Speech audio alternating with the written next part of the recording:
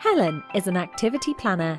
She needs a vessel to carry out a survey on a platform in the North Sea.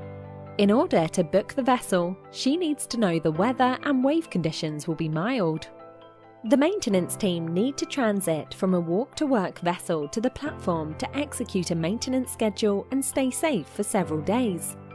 But to avoid costly downtime and unsafe conditions, she needs to identify a suitable time window to book the vessel. At an energy conference, she heard about SECLI firm and how they're helping other industries expand their planning horizons into spring and autumn to save costs.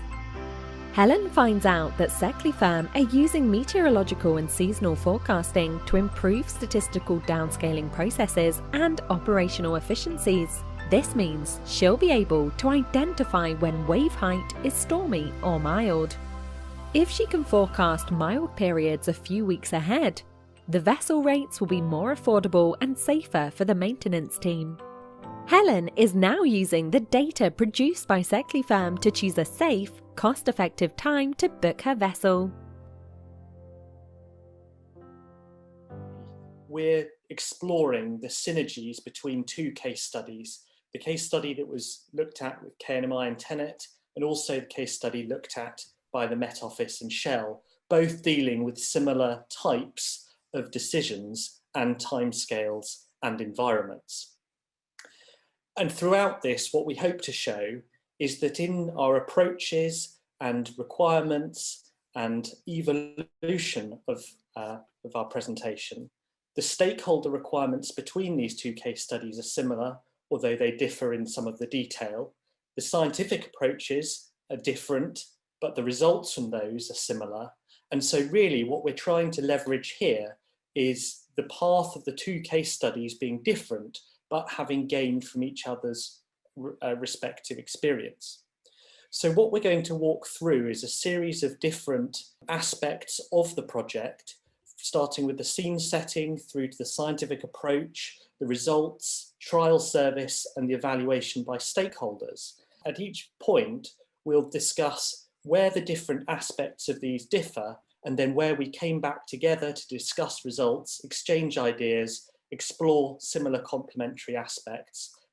Then I'll hand over to Gertie for an overview of the interest from TenneT on case study 6.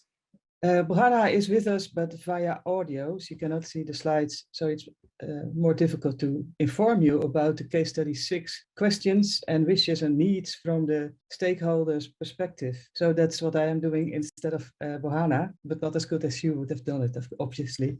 On the left, you can see the case study situation. You see a wind park and the electricity power hub. And as a TSO, TenneT is responsible for the transmission of the electricity from the wind parks in the North Sea to land. So it's the power hub which is of the main interest, but of course you have to maintain and prevent incidents from the power hub.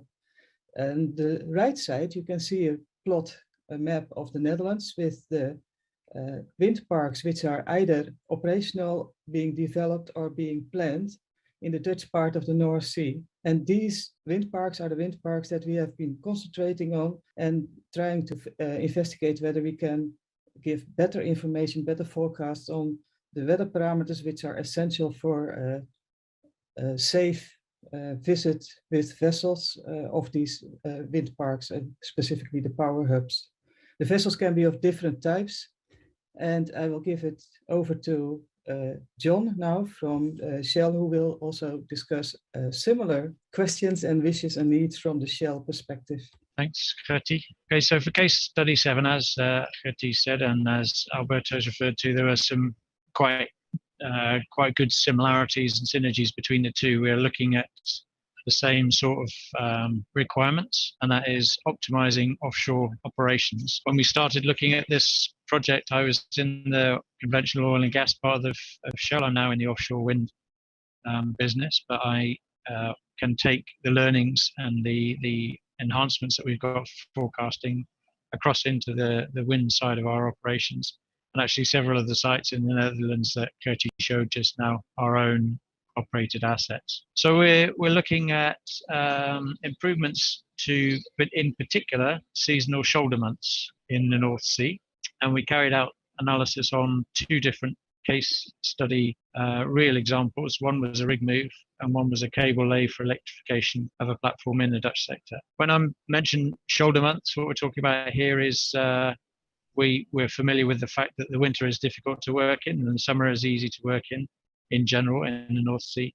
But where we can gain most improvement is improving understanding of the forecast events in the shoulders of those 2 seasons. So April, May time, March, April, May, or September, October time, when we know that conditions can be mild, but it's also the time of year when conditions change quite rapidly. So that's the shoulder months that we were focusing on for the case study. I'll just give a brief background in terms of operational planning, and in this would be the same for any operations that we're doing offshore, and probably quite similar to what we would do or what TenneT would do when they're looking at crew transfer vessels or servicing the offshore substations. What we use at a high level is Climatology. So this is a long-term database of wind or wave data. And we use that to give us an estimate, an approximate estimate of how much workability we'd have for a set threshold at any month within the year. And we can then use that to try and identify good seasons for working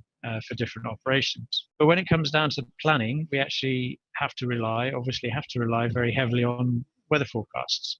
So any improvements that we can have over a 3 to 5 day forecast are good.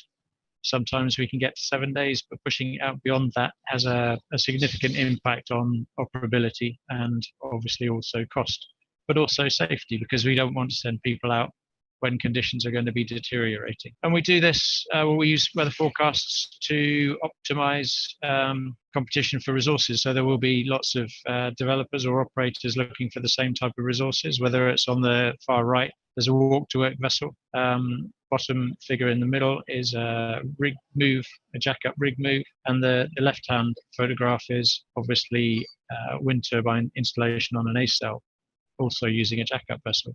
So all of these resources are sought after by lots of different developers or asset owners. And we, as I say, have a lack of an ability to plan more than a week ahead at the moment. We might use ensembles. In some cases, we even use teleconnections such as the NAO.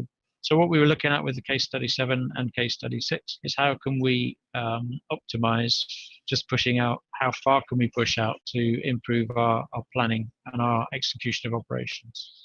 Something that was developed in one of the earlier workshops in Milan, actually developed as a sketch on one of our big wall posters, was this decision tree. And this was done with Martijn, in discussion with Martijn and myself through facilitation by the workshop. And it's a decision tree that allows us to map out what we're looking for on the far right as a decision, basically, to do we go or do we not go? Because one of the things that's difficult with this whole process is providing end users with the information that they need to make decisions in operational context. So if we start on the left, we come in with seasonal forecast information, and we use that to give us an ability to plan operations. So whether it's booking boats or planning teams and rotations or logistics.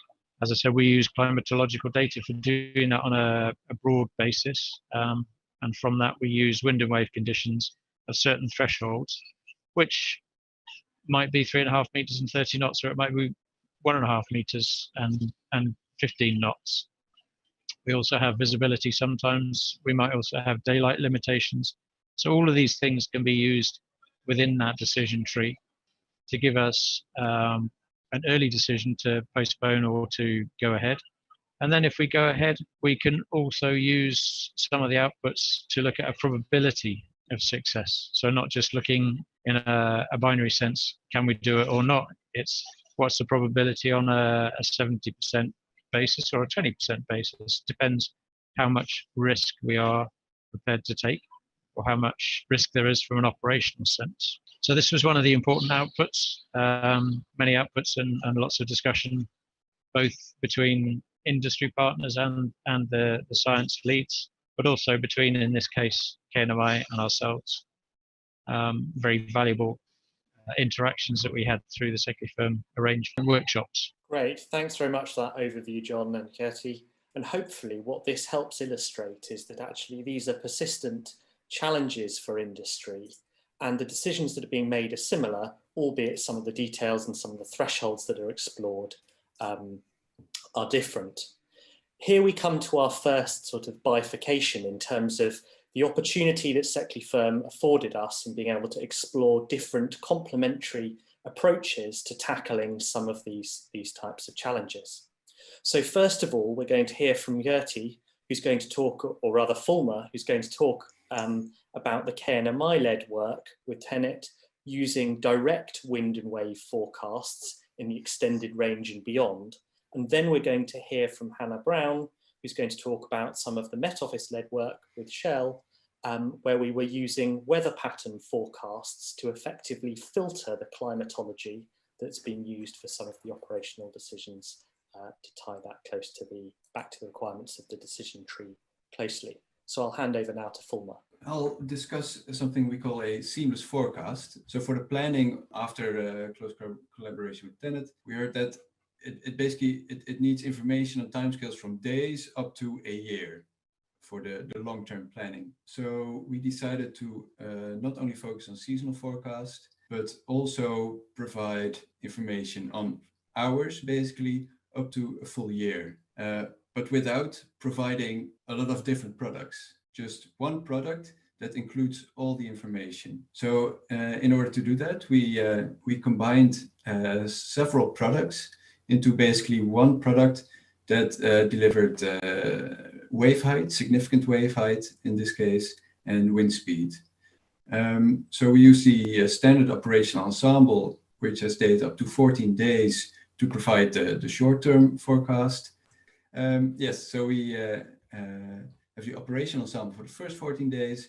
We have the extended range for day 15 until 46, and the seasonal forecast will extend that to 7 months ahead. And to also have month 8 to 12, we use climatologies, which we base on ERA 5.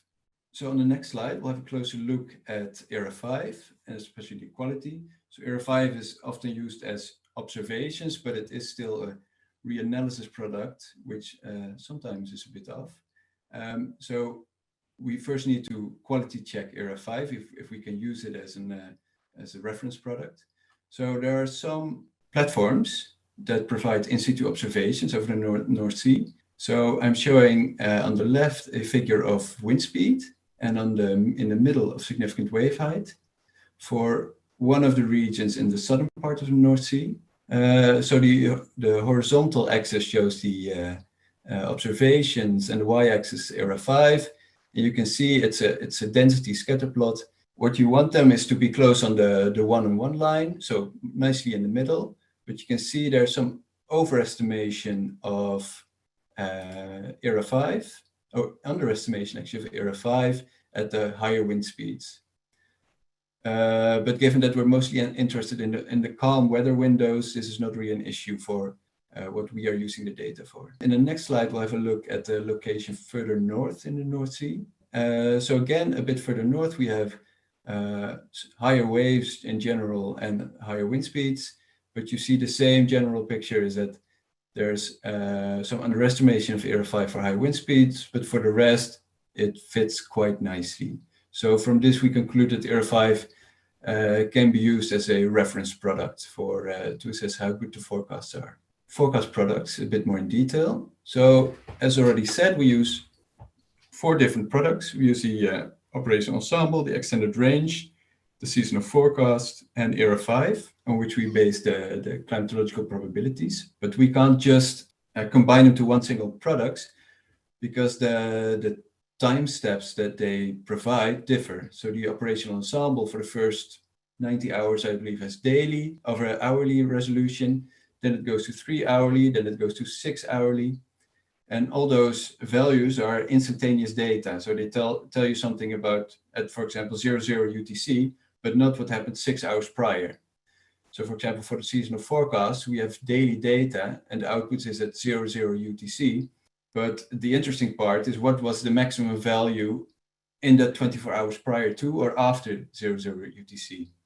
So we can't just combine it. We need to first basically resample the data to go not from instantaneous values, but to the maximum hourly value over a given time step. So that's either the maximum value over 6 hours or 3 hours or 24 hours. And if we've done that, then we combine it to a single forecast. We'll show you how we did that. So these show the scatter plots of, so on the left, because, oh yeah, this is good to mention. It's difficult to validate how well such a thing would be based on only the seasonal forecast, because we don't have hourly data for the seasonal forecast. But for ERA 5, we have an hourly time resolution. So if we look at ERA 5 and look at the 00 UTC, and then we take the maximum value in the previous day, we can see how well they do. And that's plotted in the blue with the blue dots in the first graph. And you can see that basically the 00 UTC always underestimates the maximum hourly value. And that can be up to, this is the significant wave height plotted here in meters. So that underestimation can be up to 2 meters. And that's quite significant. So what we did, we interpolated the data using various methods. I'll not go in detail, but we ended up using a first order spline interpolation method, basically to fill the holes to hourly resolution and then take the maximum value during that day. And that worked reasonably well. In the next slide, you can see how well that worked for the 3 hourly data. So the orange plot shows how good this method worked for 3 hourly data. And it's nicely on one line. For the red plot shows how good it worked for the 6 hourly data. And you see that it improved the data quite well.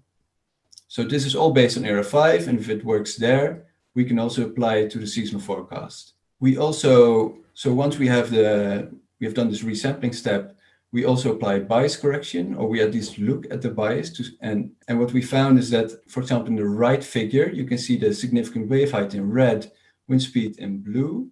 And this is the average bias for in the right figure for the seasonal forecast relative to ERA 5 for the location in the North Sea. And you can see a sort of cyclic behavior of a timescale of about a month. And we traced this back to quite some monthly variability still in the climatological signal. So in the next slide, you can see we've plotted the climatological signal. So this is ERA 5. And generally, if you want to calculate a smooth climatology on daily data, you just take the average of all 1 January's, 2 January, 3 January's, then you still get some random, some noise, and you smooth it a bit with a 10-day or 15-day running mean, and then you get generally a nice smooth cycle. But what we found is that even if you apply a 31-day running mean, there's still quite some monthly variability there present. So what we did, we need to apply a low pass filter to get a smooth climatology. And with this smooth climatology, this is what we used to get a climatological reference forecast so that we can calculate the skill of the seasonal, of all the forecast products. So in the next slide, we will have a look at the forecast scale. This is the forecast scale of the 14 days plus the extended range. So this forecast scale of the forecast up to 46 days. In red, you can see the forecast scale of significant wave height. In blue, wind speed. The scale metric is called the continuous rank probability scale score. But what you need to know is if it's above 0, it's better than the climatological forecast I've just discussed. So basically, the forecasts have added value if it's more than 0. And what you can see is that it starts quite well. So there's quite some added value in the first days, but it drops off quickly. And around 7 or 8 days, there's actually not that much skill anymore in the forecast. So up to 7 or 8 days, it has some added value.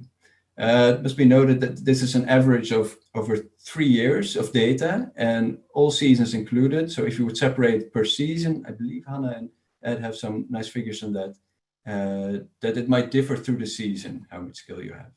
So that is how we basically went from 4 products to 1 product to show timescales of hours to a full year. In the next slide, Hannah will take over, I believe, and tell us more about the weather patterns. Thanks, Volma. So case study 7 took a slightly different approach for forecasting significant wave height by using statistical downscaling from weather patterns. So a weather pattern can be defined as one of many broad-scale atmospheric circulation types over a defined region, with each weather pattern representing a different set of characteristics over the same domain and can vary on a daily basis. So on the right-hand side here, we have the set of 30 weather patterns which have been derived by the Met Office in recent years. And these were derived by clustering 154 years of mean sea level pressure anomalies up to 2003. And then these have been extended forwards to present day by assigning reanalysis mean sea level pressure fields to the closest matching weather pattern. So when we take these weather pattern classifications and combine them with an ensemble prediction system, such as the ECMWF Extended Range Ensemble Prediction System, then what this allows us to do is assign each of the different ensemble members to a weather pattern classification and kind of condense the complex ensemble data into a simplified sequence of weather pattern probabilities. So that's an example shown here in the table at the bottom with the weather pattern number on the left-hand column, and this would go down to 30, but I've cropped it for the sake of it being readable. And then along the top, we have the different forecast lead times. And within the table, we then have the probability of the different weather patterns occurring at different forecast lead times. These weather pattern definitions can also be grouped to understand the likelihood of different trends in the forecast occurring. So whether we're more likely to see anticyclonic or cyclonic conditions, which might give an initial indication of whether conditions are likely to be more or less settled. But in order to translate these weather pattern forecasts into terms that are useful and usable by industry, then we infer significant wave height from these weather patterns. And in order to do this, we take 34 years of wave hindcast data, so specifically significant wave height, and assign the maximum significant wave height value from each day to the weather pattern that occurred on that day. And what that allows us to understand is under each of the different weather patterns, then what the distribution of wave conditions looks like when that weather pattern occurs. So that is shown in panel figure A, which is kind of in the middle of this slide. And this has been calculated on a 101-day rolling window centered on each day of the year. And this allows us to kind of take into account the seasonality that is seen within wave conditions. But in order to kind of forecast that forwards, then we need to be able to understand actually under each of the different weather patterns, what's the probability of us exceeding a significant wave height threshold, which is relevant for the user from these different distributions. So how we do that is we translate the distributions for each of the weather patterns into a cumulative distribution function, which is shown in figure B on the right-hand side, with the different shades of blue showing the different cumulative distribution functions for each of the 30 weather patterns. Here we are working with an example significant wave height threshold of 2, which is represented by the black vertical line. And where that line intersects each of the different cumulative distribution functions, then we can then read off the probability of exceeding our threshold of interest, so 2.5 meters, under each of those different weather patterns. And when we then combine this with the probability of the different weather patterns occurring from the probability forecast, then this allows us to calculate a probability of us exceeding that significant wave height threshold. So this weather pattern downscaling approach relies on the assumption that the wave conditions that we see on a given day are associated to the atmospheric conditions that are also occurring on that day. So in order to assess whether this is true, then we carry out an analysis of wave age values.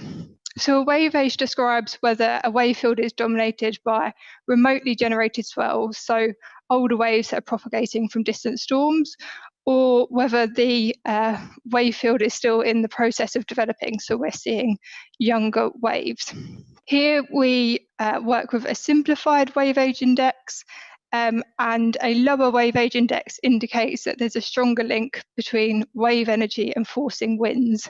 And we kind of use a threshold that is typically used of 10 as a wave age index to indicate the kind of threshold between younger and older waves. So we see in the plot on the right-hand side here, the spread of different wave age values that is seen under each of the different weather patterns in the 34 years of hindcast data that we use to do the statistical downscaling. And what is clear from this plot is that there's a skew towards lower wave age index values, with the median for all of the weather patterns falling well below a wave age of 10, and for most weather patterns, the upper quartile also falling below a wave age of 10. And therefore, what this indicates is that there is a strong link between the wave conditions and atmospheric conditions at the locations that we're assessing, and therefore this supports the use of the weather pattern downscaling to predict significant wave height. Passing back to Ed. Great, thanks Hannah. So just to review the story so far, what we've developed through the SECLI project are two complementary techniques, one using direct wind and wave forecasts as Fulmer outlined, one using a filtered climatology based on the weather pattern forecast that Hannah's outlined, which are both capable of delivering seamless wind and wave projections across a variety of different timescales. Now, as there were some differences in terms of the actual analysis that was conducted, some of the climatology values that were used and such, then a useful point here is just to consider the direct verification and performance and benchmarking of using direct forecasts against the weather pattern forecasts to be able to combine this shared knowledge. So I'll hand back to Hannah to talk about some of the verification aspects.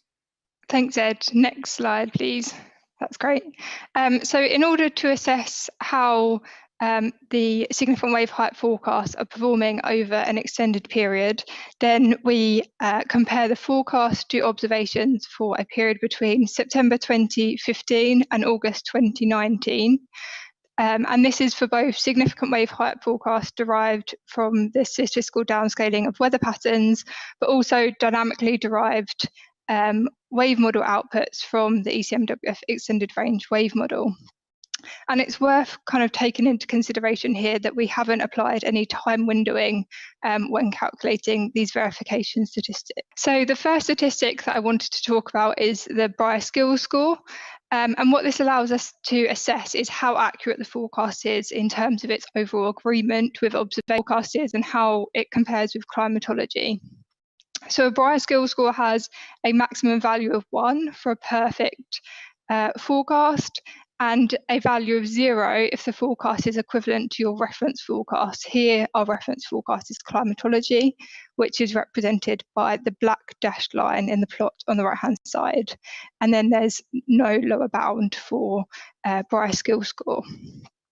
So in this plot on the right-hand side, we're then plotting Bioskills Score over a number of forecast lead times out to 30 days ahead for both the direct wave model output shown in orange and the weather pattern downscaled forecast shown in blue. And as expected, what we see is there is a clear kind of difference between the skill at short range with the wave model output performing much better at short range, but that skill rapidly decreases.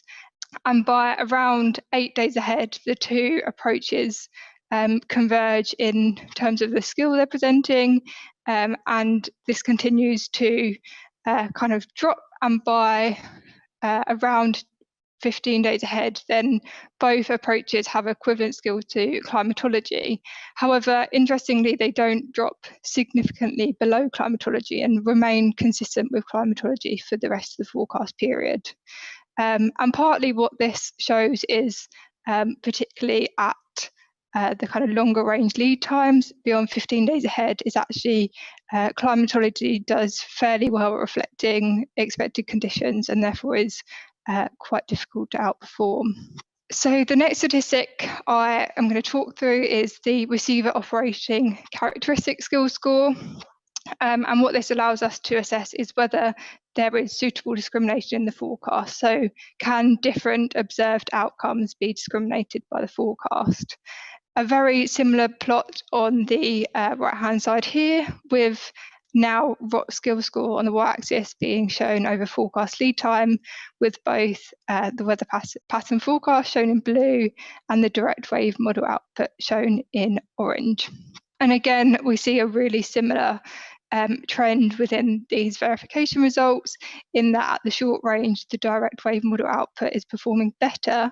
But again, the two approaches begin to converge, and by around 8 to 10 days ahead, then they are fairly consistent and remain that way for the remainder of the forecast period. Interestingly, if we then break these verification statistics down by season, then what we see is there's clear seasonal variability in the ROC skill score for both of the different forecast approaches. Similar plots again, with the weather patterns shown in blue and direct wave model output shown in orange. And what we see from this is that spring and autumn are able to retain skill at longer range much better than we are able to see in the winter and summer. And when we compare spring and autumn, as John was saying, actually the kind of areas that we're interested in, particularly from the case study perspective, is the seasonal shoulder months, then we see slightly better skill in the spring compared to autumn. And from a user's perspective, this is kind of potentially beneficial in a long-range planning perspective, in that if you're able to extend your season earlier into the spring, and then you're potentially seeing delays come along, then you have the contingency of moving into calmer summer weather. Whereas if you're extending the season into autumn and then potentially see delays, then there is the risk of moving into potentially less settled winter weather. Great, thanks, Hannah. So to bring these two threads together then, what we're showing is that the two different methods at the medium to long range exhibit similar skill. You wouldn't expect the skill to be the same at the short range, because one is using a direct wave model, whereas the other is just using a filtered climatology to approximate. But for the period that we care about, the results are effectively broadly similar. Skill is just one aspect of this, though, and while it's important and useful from a model development perspective, actually there are additional aspects that are worth considering in the production of sub-seasonal and seasonal forecasts. And so what we'll now move on to do is to elaborate some of these aspects in terms of the usefulness, so the actual value to the user, and estimating that for the forecasts, and then also considering the usability aspect. So actually a forecast is only actually any good if the end user or the decision maker can actually take advantage of that information in a way that makes sense to support their operations. And so that's a key aspect of the value add that's provided by the SECLI firm work within these case studies and also explored within this work. So first of all, I'll hand back to Hannah to talk about the forecast value, and then Gertie will pick up some aspects on the usefulness side of things. What we saw from some of the analysis that I'm about to talk through is that actually forecast skill is not always equivalent to forecast value. So in order to assess the potential value to a user of the forecasts, then we calculate the relative economic value.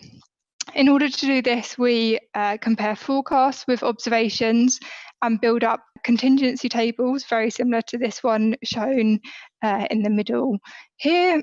And what this allows us to understand is the proportion of times that our forecast is creating hits or correct rejects, so correctly predicting or not predicting an event occurring, or misses and false alarms when you may be either predicting an event to occur and it doesn't occur, or the event isn't predicted but it does occur. From this contingency table, we can then understand the relative economic value in which allows us to assess the impact of an adverse weather event in terms of the user's potential costs and losses. So those are the costs incurred whenever a decision was made to protect, irrespective of whether the event occurs or not, and the losses incurred whenever an event occurs but a decision was made not to protect.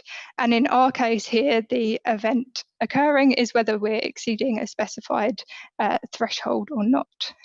So here on the right-hand side, we have a plot of relative economic value at a forecast lead time of 28 days ahead. We're plotting the relative economic value over cost loss for both the direct forecast shown by the dashed line and the weather pattern forecast shown by the solid line for 3 different significant wave height thresholds, so 1.5, 2.5 and 3.5 meters. And really what we can take from this plot is that for both the direct and weather pattern significant wave height forecasts, then actually the relative economic value for the user is highly dependent on both the user's individual cost loss ratio and the threshold that is of interest to that user. So typically, a cost loss ratio for an offshore industry user is estimated to be around 0.1. And this is reflective of the fact that the cost of taking preventive action can be low and or the loss substantial. So we plot the relative economic value for cost loss ratio of 0.1 here on the right-hand side over forecast lead time. Both for the direct wave model output and the weather pattern forecast again. And what we see here is that while at the short range, the direct wave model output does slightly better in terms of relative economic value, that actually when we get to kind of around 7 to 10 days ahead, then this then kind of remains relatively consistent for the rest of the forecast period. And for the locations that we're assessing here, then 3.5 meters offers the greatest value. I think passing over to Gertie on the next slide. Thank you. And another way of looking at the value add of seamless forecasts or forecasts in general is the usability by the end user. And what you can see on the slide here is on the right side, the output that we have created for case study 6. And we had several specifications we needed to meet. That is that it is easily interpretable by the end user, that there are hands-on options for the end user so that he or she can set the thresholds and the acceptable risk for the specific action at hand, and see the results which are communicated via a color-coded output so that they can easily interpret what they see in the web application in this case.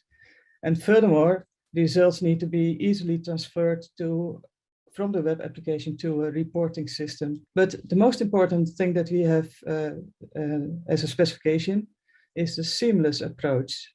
On the right side, you see the 14 days forecast of the significant wave height. And the red line shows the threshold given by the end user. But the same seamless forecast system can also provide information for another period of planning, which is shown in the next slide. So now on the left, you can see the forecast on this web application for the whole year ahead. And this is something which was asked for by the stakeholder. So you have now the same approach, the same kind of presentation, both for a 1 day ahead until a 1 year ahead planning system. the benefits for the end user is that you don't have to change from one system to the other system, and you don't have to change in interpreting what do I see here. And the extension from this seasonal forecast from a 1 year ahead to a 1 year, sorry, from a 1 day ahead to a 1 year ahead, seamless forecast approach is the result of the interaction with the end user of case study 6. And this co-development, which has been mentioned earlier on also, is something which we have really benefited from. And for case study 7, Hannah will give another example in the next slide.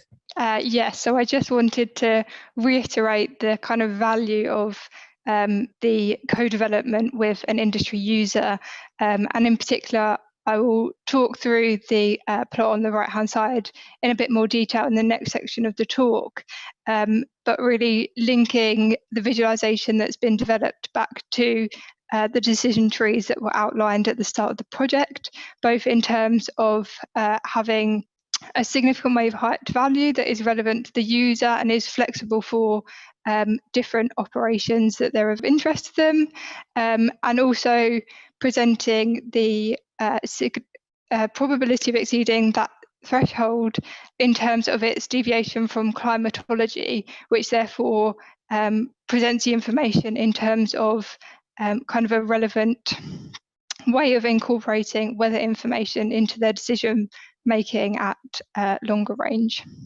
Great, thanks very much. So again, to revisit the story so far and draw these threads together, what we've got alternative products that we think are useful and usable that have been co-developed with the end users, TenneT and Shell, that we understand a bit about their performance and we think show some potential.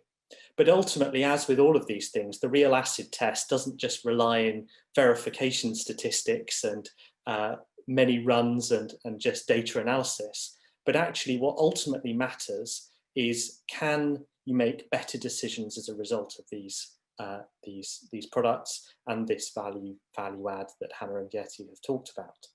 So the next part of the talk, we'll talk about, rather than just leaving it here as an academic view of performance of forecasts, but I'll hand over to Gertie and then Hannah, who will talk about actually some of the real-time trials that we've conducted with the partners to take forward this development and understand even more about the practical way that this can be used and improved. Okay, what you can see here is the trial service that we have set up for case study 6.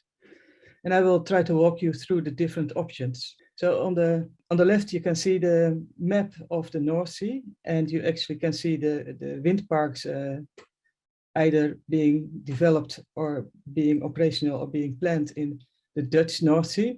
But you can also see the location of a Shell rig movement, which we used as a real-time exercise. So what are the different options of this web application? On the left, the end user can choose the region of interest. And above that, you see 5 different buttons. And you can choose the weather pattern, the start of the forecast, the threshold, and on the most right-hand side, the most right button, you can choose the risk profile, which is connected to the specific action that you're going to perform. So in some cases, if it's a maintenance planning for 1 year ahead, your acceptable risk will be much lower than if you have an incident which needs urgent action. Below that, on the right, you cannot see it on this picture too well, but if you want to view the application, I will give some information later on. You can use a slider to choose the different forecast periods. In this case, you see a forecast period of 14 days and a threshold in red again for the significant wave height, and then it is translated into a go, no go. But let's look at this panel in more detail in the next slide. What is it built up from? First, we have used the climatology. So you have the bottom line is the 5% climatology probability. The middle line is the median, and the top line is the 95%. The red line is again, of course, the threshold. And as you can see, according to the climatology, the median is above the threshold and no maintenance is possible in practice. But let's then, in the next slide, add the forecast. The blue lines now show the forecast, 5%, 50%, 5 percentile, 50th percentile, and 95th percentile. In this case, you can see that the median is below the threshold for quite a long time, and it depends on the actual risk profile of the end user, but probably maintenance is possible almost during the whole period of the 14 days. And the next thing that you also see in this plot are the green lines, the gray lines, which give the forecast from all individual ensemble members, so that you can have even more information about how are the probabilities built up. I will now discuss the color code which we have used. And you can see we have used the CPRSS, the Continuous Ranked Probability Skill Score, to assess on historic hindcasts the skill of the forecast. And we have translated this in a qualitative set of intervals, ranging from worse than climatology, which you don't see here in the plot, which is the color cyan, the same as climatology, so it doesn't improve or deteriorate with respect to climatology. It's similar in skill. Yellow, the reasonable skill, orange, the good skill, and very red, very good skill. So as already mentioned previously, you have good skill in the first days, and then it drops down to climatology. So on this trial service web application, you have this plot, the threshold, acceptable risk, and all this information is then translated into a go, no go guidance for the end user, so that he or she can more easily interpret what he is seeing. Of course, then he can look at in more details whether he or she will go ahead, depending on all kinds of other reasons and arguments. This trial service has now been run for almost a year, and we have got feedback from Tenet, and that was the reason to make a seamless forecasting system from day 1 ahead to 1 year ahead. And we have the indication of skill based on historical results, the translation of a go, no go for the stakeholder. And again, as mentioned before, we have this overlap with case study 7, so that we also had an extra location in the North Sea to be able to also discuss the results with Shell. And this is beneficial for both studies. The complex information that we want to present here, we want to communicate it in a user-friendly form, and that is really difficult. Different colors, for instance, may have a different interpretation by people. The different approaches to derive the same kind of information via weather patterns or more directly from model output with a limited post-processing layer to compare that was really very interesting.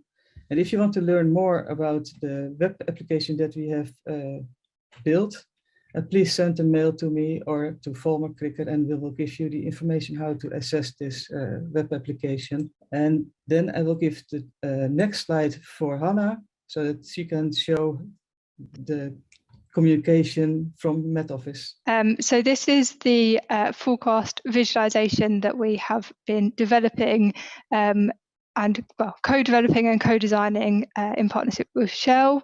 And the aim was really to produce a visualization that was as clear and easy for the user to interpret as possible.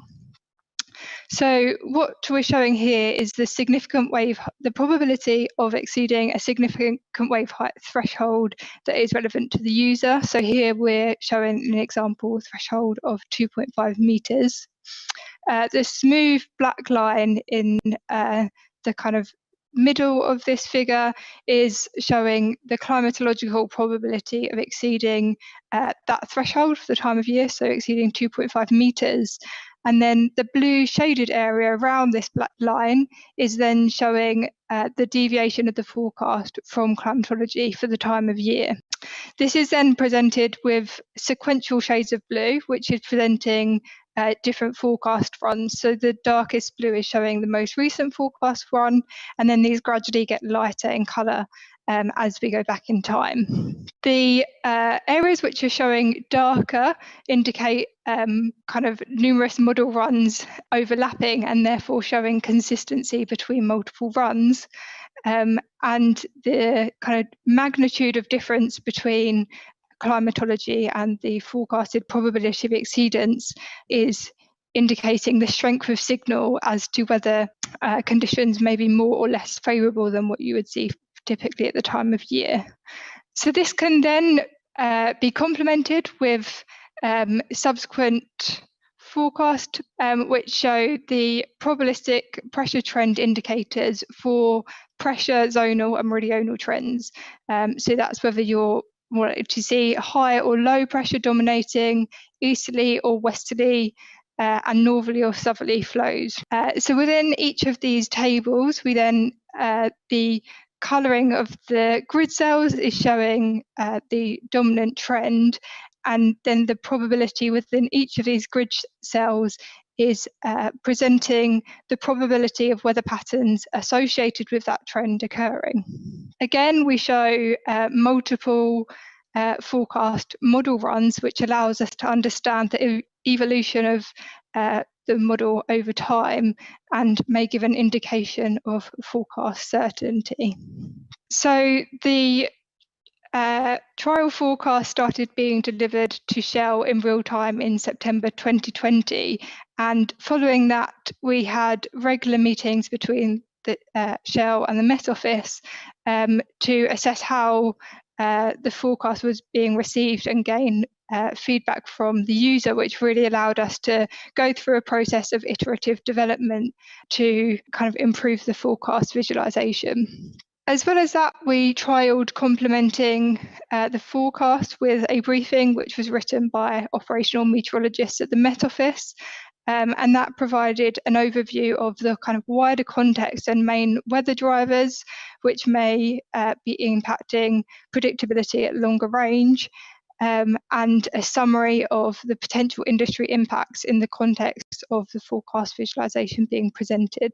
So really, to start bringing this story together then, hopefully you'll appreciate we've covered a huge amount of ground, both in terms of developing and evolving the state of the science, right through to trialling and deploying these in applications and iterating really closely with users to help further the exploitation of these types of services. And what's been really successful, I think, in this is actually the ways that we've been able to come together and then diverge in terms of being able to explore differences and then meet up to then be able to exploit advances and synergies across these two case studies, which has only really acted as a multiplier in terms of the science and the applications that we've been able to investigate and explore with, as Alberto said at the start, such engaged users who we've been very fortunate